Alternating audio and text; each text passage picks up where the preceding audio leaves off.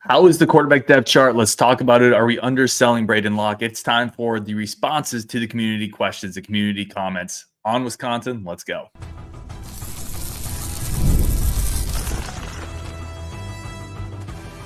You are Locked On Badgers, your daily podcast on the Wisconsin Badgers. Part of the Locked On Podcast Network, your team every day. What's going on, Badger fans? Happy Sunday, wherever you're getting this video, audio, wherever it is, however you're listening. Thank you so much, as always, for helping us build this community up, helping be a part of this Locked On Network. I'm your host, Ryan Herrings, as always. One of the new segments we've started is every week we take 3-4 of the comments from the previous week on the message boards on Twitter, and we react to it. We talk about it because I think it's a great way to get the community involved, and that's what we're going to do today. So first message we got, without further ado, this is from A. Hills. What is the QB depth chart? TBD, Locke, Mabry, LeCroux, and then who? Seems like we need depth. So that is the QB depth chart. There is a walk-on quarterback as well, Milo Spasovic, coming out of Minnesota. Man, I think that's the name. So you do have another camp arm. That's important because it's another camp arm. I don't think you need more depth. I know this question's been asked. I know people have wondered if maybe last class or this upcoming class should be a 2-quarterback class in 2025 with Braedon Locke. The problem with, ideally, yes, right? Ideally, yes, there's more depth. But the problem when you say, in my opinion, more depth is, where do you slot that more depth in, right? Like, because if just for this year, bringing another freshman in wouldn't have helped, right? Bringing another freshman in Mabry's class wouldn't have helped that depth for this year. And another freshman arm is somebody who's probably going to take reps away from Mabry. And if you bring another guy in, maybe you don't get Mabry. So do you bring another transfer in? Who's coming in to play? Which transfer is coming in to be a backup, right? Because you brought Tyler Van Dyke in to be the starter. So I think in a perfect world, yeah, I would love another guy, maybe that had more experience to compete with Braedon Locke in the number 2 spot. But you're just not going to find that guy in the portal who's going to come in and be perfectly good just coming in to be the backup. And if you are, how good is he going to be anyway? He's not going to be better than Braedon Locke, in my opinion. So I think you're just kind of, I don't want to say stuck with it, but to me, this isn't bad. I don't look at this depth chart as a terrifying thing. And going forward, I want to talk about it as well and compare it to some previous quarterback depth charts. I think Tyler Van Dyke is a solid quarterback starter with the potential to be in the good tier. I don't know if the potential is there to be more than that, but I think he's a solid quarterback starter, potential to be well above solid. I think Braedon Locke in the number 2 spot is a much better backup option than a lot of programs have. I don't think a lot of programs have a guy like Braedon Locke that maybe got experience last year, has his intangibles, picked up the offense right away. Him and the OC, Phil Longo, are really in sync with what they want to do. He's gotten bigger and stronger this offseason. So I think you have a pretty solid 1-2. A lot of programs would love that. Now, I think ideally your number 1 has a little more upside and isn't a transfer. I think that's what we're trying to work towards as a program. And then behind him, you got LeCroux, who I like Cole LeCroux. I think there's moxie there. I think there's experience there. He just needs to stay healthy. And you got a high upside freshman and a walk-on. You got 5 quarterbacks, and 4 of them I like the pedigree of. So I think it's fine. I don't think you need more depth. And quite frankly, one of the byproducts of the NIL era, of the transfer portal era, is I don't know if you can accumulate a ton of depth in the quarterback room. It's just one guy gets to throw the ball. How many people are going to stick around? The young guys are going to have a higher prevalence of transferring out. And it's going to be harder to get transfers in that are coming in to be backups. It's going to be harder and harder to keep this position stocked, right? If you're a blue blood that recruits 1 or 2 4-stars every year, you've seen it at Ohio State. How many Ohio State quarterbacks have they landed that have then transferred out? They don't stick around. So I'm kind of okay with it. Is it perfect? No, it's not perfect, but I think it's mostly not perfect because we're still in the sink of relying on year-to-year quarterback transfer guys. I think that's why it's not perfect. I think this depth is actually pretty good. And then you compare it to some of the quarterback recruiting in the past. This depth chart to me looks stronger than some of the ones that had Graham Mertz leading the way, or even Jack Cohn leading the way, because I feel better about the 2, 3, and 4, either through experience or upside that they have, than I did about those groups. So I think the quarterback room is as strong as it's been in a while, but it's still not good enough, right? I think it's gotten better. Now some of these potential guys need to answer that bell. So that's where I'll go with that one. Let me jump in the comments. Again, this whole show is all about the community. These are comments from you guys. that I want to respond to. So if you have in the chat, I'm all about it. John Berger says new opening. It's not a new, well, it is relatively new. Pokemon says go Bucky. John Berger says if quarterbacks are here, we got to talk about LeCroux. I love LeCroux. I'll say it again and again, but he's got to stay healthy. Like, it's not his fault, but that's also the name of the game. That's football, right? He hasn't been able to stay healthy. And if you don't stay healthy, you don't get the reps to keep up. It is what it is. Benny the Dude says Cole LeCroux will be QB1 at the end of the season. I don't believe that to be true, but I'll go back to something I said when we first did our positional previews. I'm not rooting for anyone in particular. I'm rooting for the best quarterback. And if that's Cole LeCroux, bro, let's go. Let's eat. Because he has a ton of moxie. I love the intangibles. He has a better arm than people realize. I've had him on the show a couple times. I'm super impressed with the way he interviews. I'll tell you this. I've talked to a lot of guys on this show. And every day when you followed that for a while, you know that. He's one of the only guys that when I start the interview, before the interview, he asks me how I'm doing. Now, I don't hold it against anybody who doesn't do that. They're not on here to entertain me or to talk about me. But I thought that was really a mature, interesting thing that Cole LeCroux did that a lot of people don't do. So I really like LeCroux. And if he becomes the number one guy, amazing. But if Mabry becomes the number one guy, I'm cheering for Mabry. If it's Braedon Locke, I'm cheering for Locke. If TVD takes a jump, I'm cheering for TVD. If Milo Spasovic does it, right? And I watched some film on him. He kind of reminds me of Joel Stave a little bit. If he does it, that's amazing too. I'm cheering for the best guy. And that's all it is. I have no necessarily personal rooting favorite here. I just want the best player. And then individually, I like a lot of them, right? I don't wish ill on any of them, but I just want the best guy. Okay, let's keep going here. Uncle Rico will be the starter. No, I don't think Uncle Rico will be the starter, Jake. All right, let's get into the second comment I wanted to respond to. This one is from Timothy Palm. He said, I think we're underselling Braedon Locke a bit. He came in, beat out Evers. Naturally, Wisconsin isn't going to ride or die with him in the portal era and current depth of the position at this point in his career here. There's a reason he is the clear number 2 and still battling for the number 1 spot. That's Timothy Palm. Yeah, I give my stamp of approval to this one. My 100% stamp of approval. Dude, Braedon Locke gets slept on. 100% he gets slept on. And I've talked about it before. I had Curtis Hahn come on the show, Playmaker, and we talked a little bit about, maybe Locke even being the starter this year because Locke does that one thing, and we talked about this recently in the Jaron Mock episode. Locke does that thing between the ears where he understands offenses. He understands where to go. He understands what his OC wants.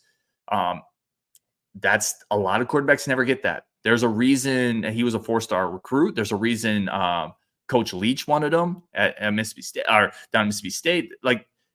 The guy understands quarterback between the ears. He came in and grasped the offense right away. He has no business from a physical standpoint of beating out Nick Evers. Right? Nick Evers is bigger, faster, stronger, throws a better ball. Was an Oklahoma commit. The reason he did is because he understands playing quarterback. So yeah, I definitely think we're underselling Braedon Locke 100%. I've talked to his coach. He understands how to play quarterback. And last year, don't base too much on last year getting thrown in the middle of season with a center that was having trouble snapping the ball, playing against Ohio State, Iowa, playing against the meat of the competition after not getting starter reps behind Tanner Mordecai. Yeah, I think that's a very good point, Timothy. I think we are underselling him. All right, let's take a quick break of the show. Then we're going to come back, talk about Greg Gard, international recruiting, take some more comments that are in the show notes, and also talk a little bit about Amare Snowden. Again, these are your comments from the last week, getting him into the show because that's all we got to do. All right, this is all. That's what a community is, man. It's involvement for everybody. All right, quick break for our friends of the show over at eBay Motors. I've talked a lot about eBay Motors. eBay Motors is the number 1 source, really, if you want car parts. And quite frankly, we've needed some car parts recently. I've needed some in my life because I've been in accidents. I've hit a couple guardrails. I've been carjacked. We recently got rear-ended. It is what it is. If you need those car parts, you got to go over to eBay Motors, the number 1 source for your ride or die. My first ride or die was a Trans Am named April. I named her. Yes, cars to me have female names. It is what it is.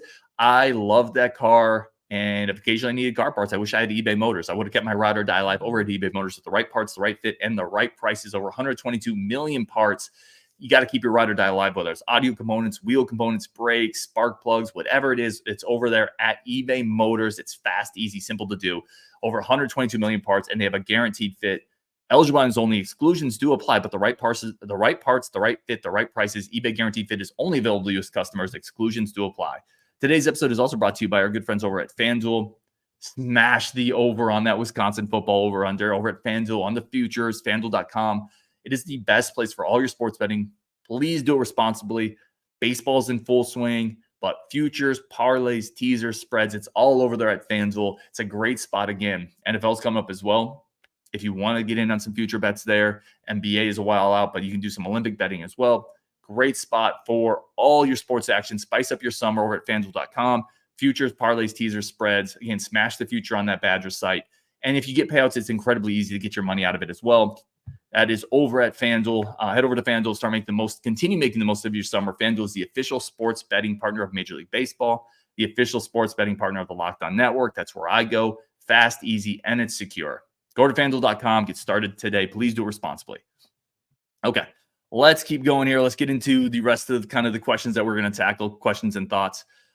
This one is from Bucky63. So we were talking about international recruiting. We were talking about New Zealand. We were talking about some of the places Great Gard is going. Obviously, the latest Gard combo wing coming out of New Zealand.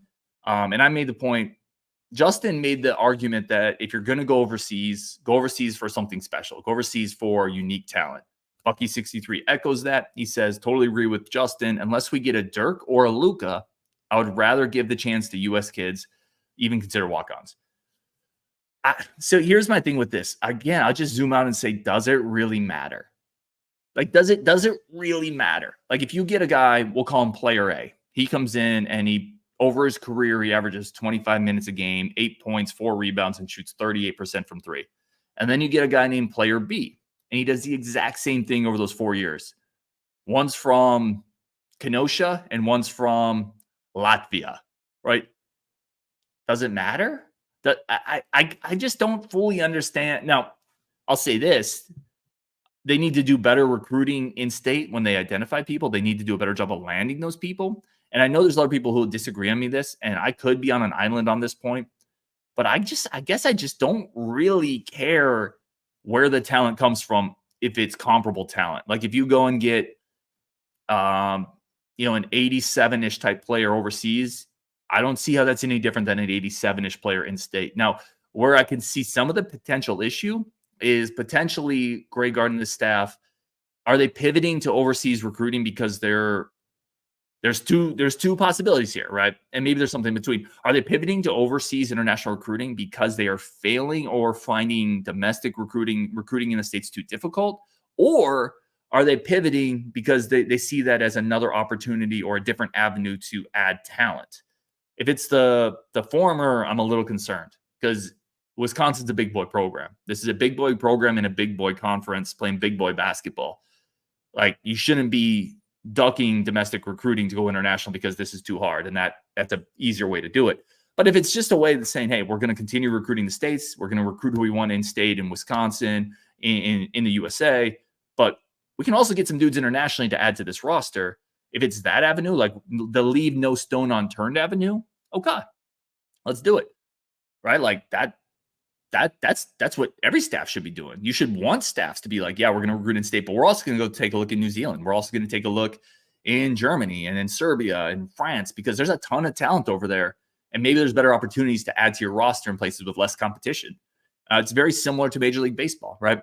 You can get a ton of talent in state, but you darn well also better be looking in Puerto Rico and the Dominican Republic. You better be looking in Costa Rica, right? Like, I don't fully know. I have a feeling that this is partially pushed by the fact that Wisconsin hasn't fared as strong as they would like to recruiting at times, and that's a little worrisome to me. But ultimately, if you get talent, I don't really care where that talent comes from, and that's mostly where I come down on. I mean, I guess to your point, Bucky63, and I'm not saying you're wrong. I'm just saying this is my interpretation and my thoughts on this. But to your point, if you're only going to go overseas to get a Dirk or a Luka, like a special superstar, but what if you could have gone overseas to get, I don't know, a Kirk Penny, right? Wouldn't you do that? What if you were going to go overseas to get a version of a Michael Flowers? Wouldn't that be worth it to me? To me, it would be. So that's where I'm at. I could be off on this, but I firmly kind of am under the stance of wherever you get talent at, I don't really care, as long as you get talent. All right, let's keep going here. Bo Dragon said Locke played good for getting thrown into the fire against Ohio State and Iowa with no experience. I agree. Like I think people look at that Locke train and say, and don't consider the fact that he had been the number 2, so he hadn't been getting starters reps. He's still young in his career, and he had to play against Ohio State and Iowa.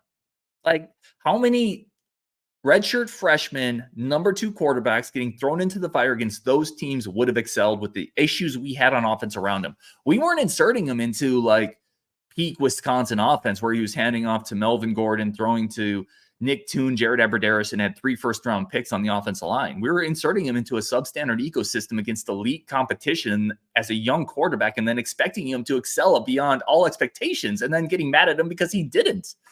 I thought he was fine. Straight up. I thought he was fine. And I'm not writing off Braedon Locke at all because what we've heard about him are some of the hardest things for quarterbacks to develop. It's the between-the-ears stuff that he has in spades. So I'm not writing that dude off whatsoever.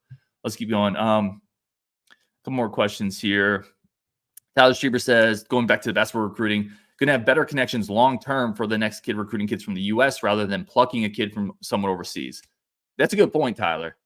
You do establish those relationships and probably have a better chance at continuing success if you're recruiting in the U.S., right, in state. And maybe there's more one-off type stuff overseas. I think that's what you're saying. I can understand that point. You better rather have those connections. Bo Tragan says, yeah, the Euros play more physical. I think that's a good point, too. I like some of the upside with the European kids. I think you mix both. Like, again, I think that's the way you do it. You have to still recruit in state. You have to still recruit in the U.S. and do well there, but then augment it with a couple physical Serbian kids, a kid from Belarusia, right? Not necessarily have to be those places, but I think you can get some toughness and some different types of skill overseas, and I like it. But it can't be we're doing that because we don't think we can compete in state. It can't be that. All right, last question here, last comment that we had here. This is from Leroy James. He says, why hasn't Amare Snowden been mentioned? A 6'4" corner doesn't grow on trees. I was thinking about this one a while because this was a pretty heralded recruit, and we haven't heard a lot of waves. We haven't heard a lot of noise regarding Amare Snowden. And what I'd say is the key to Wisconsin to compete to some degree against the Ohio States, the Bamas, the Georgias, the elite programs, which quite frankly is the goal, the Michigans and the USCs and the Oregons, well, maybe not USC in that mix, but y'all get the point. The point is you got to take high upside projectable guys because you're not going to get the finished product at 6'3". That guy goes to Bama. That guy goes to Texas. He goes to Ohio State. He goes to Notre Dame. He goes to et cetera, et cetera. And occasionally you'll get an Xavier Lucas, who I think kind of is that guy. But for the most part, you're going to have to take projectable athletic players that have a little more rawness, that need a little bit more development. So a guy like Amare Snowden fits that bill, right? Coming in at 6'2", 6'3". We're not really sure what position. Is he a cornerback? Is he a safety? But we know he has the physical tools. Let me bring it back to baseball again. Baseball draft, baseball scouting. This is very similar to taking high upside high school pitchers, right? Where you're taking a 6'4" high school righty from Texas that throws 97, but his secondaries are all over the plate, right? He's missing with the curve. The changeup has no fade to it, but you love the upside. It's going to take longer. I think we have to get used to some of the real physical upside guys taking a little longer to develop. And so I guess what I'm saying is I'm not too bugged out by it. I wish we would have seen some movement a little earlier, but the guys like this that are more projection, more upside, it's going to take a couple more years. So I want to see if we get anything from fall camp, run the season, and then next year I think he really needs to make a move because this year the secondary is still pretty veteran. Next year a lot of these guys are gone. Like Rico's probably gone. Forkreen is gone. Delancey's gone. I think is Lofia senior. I think he is. Like you're going to lose a lot of these guys. I'm sure they'll go to the portal, but next year is the year I'm looking for Amare Snowden is my point because he was always more of a project because he always needed a little more work. I think next year's the year, and if we don't hear anything from next year, I think we start to say, but I'm good right now. I think this is part of the path of taking more upside, high projectable guys. Okay, let's keep going here. Justin P said, making it to any other games this season besides Penn State? I hope so. I'll definitely figure it out, and we'll definitely have some meetups if anyone wants to meet up with me. If not, it'll be just me drinking alone, eating cheese curds, which is not uncommon for me at times. That has happened before. Anyway, on Wisconsin, tons. Dennis Reynolds says we will be getting a report starting Tuesday on football, right? Yep. Football practice starts Tuesday, open to the media. I am able to make some of these practices now. So I'm super excited we'll see what I can get to, but I'm super excited to get there and actually report firsthand. I'm stoked beyond belief to have the opportunity to do that. I'm very grateful for it. So we'll see which ones I can get to, but I'm really excited to kind of provide some firsthand context out of those as well. Anyway, on Wisconsin, I appreciate y'all so much. You have no idea, to the people that are here and the people that listen later. You guys are amazing. Guys and gals are amazing, incredible. Thank you for helping us build this together. On Wisconsin, and we will talk later.